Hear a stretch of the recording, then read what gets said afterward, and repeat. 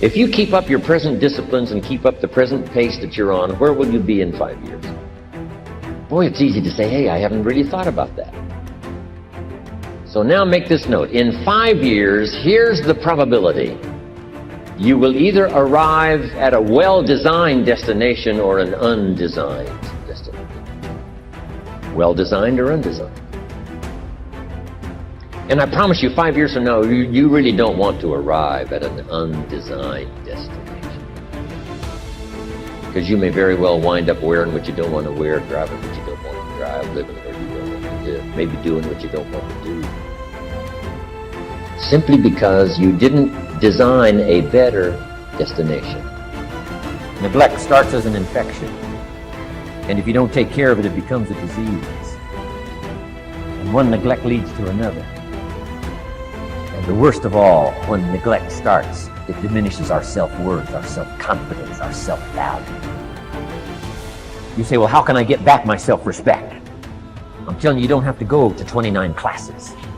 All you have to do is start the smallest discipline that now corresponds to your own philosophy, like I should, and I could, and I will.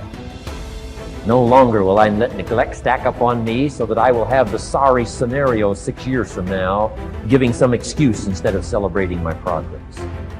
That's the key to discipline. Okay? Self-reliance is basically counting on yourself, taking responsibility for whatever happens to you, knowing that you have consciously made the decisions that are now affecting you, knowing that what is happening now, today, is the direct result of your activity, what you did yesterday. Now, being self-reliant doesn't mean you can't work with others or trust others.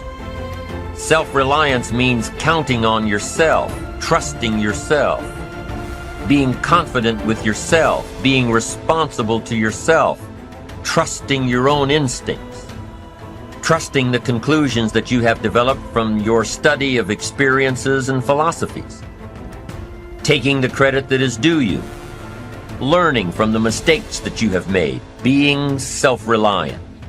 Self-confidence also comes from the ability to rise above your circumstances, to rise above what happens, the petty little things, the discouraging things that would sink everyone else's ship except yours, that would cause someone else to quit early in the day, but you keep going. That kind of willingness to overcome all circumstances, whether it's the little challenges or the big challenges. If you're willing to do that, I promise you, this kind of power will work for you, and in you, the variable, it'll make a difference.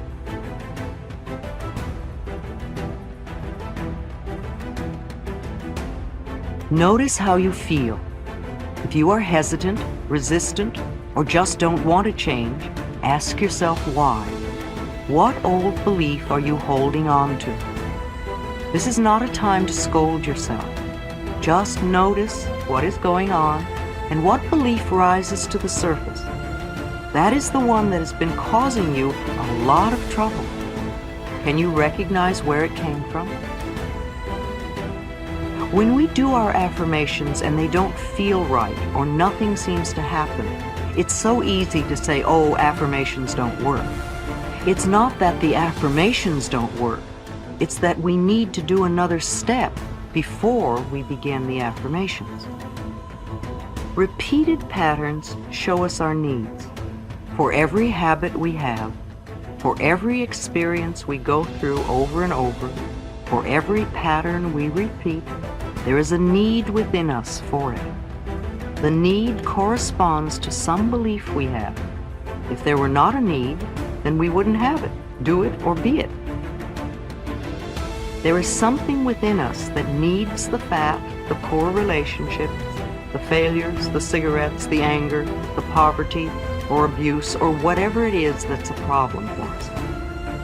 How many times have we said, I won't ever do that again?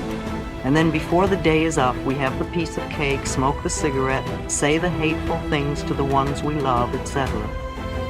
Then we compound the whole problem by angrily saying to ourselves, oh, you have no willpower, no discipline, you're just weak. This only adds to the load of guilt we already carry. It has nothing to do with willpower or discipline. Whatever we are trying to release in our lives is just a symptom, an outer effect. Trying to eliminate the symptom without working on dissolving the cause is useless. The moment we release our willpower or discipline, the symptom crops up again. I say to clients, there must be a need in you for this condition or you wouldn't have it. Let's go back a step and work on the willingness to release the need. When the need is gone, you will have no desire for the cigarette or the overeating or the negative pattern. One of the first affirmations to use is, I am willing to release the need for the resistance, or the headache, or the constipation, or the excess weight, or the lack of money, or whatever. Say, I am willing to release the need for. If you are resisting at this point, then your other affirmations cannot work.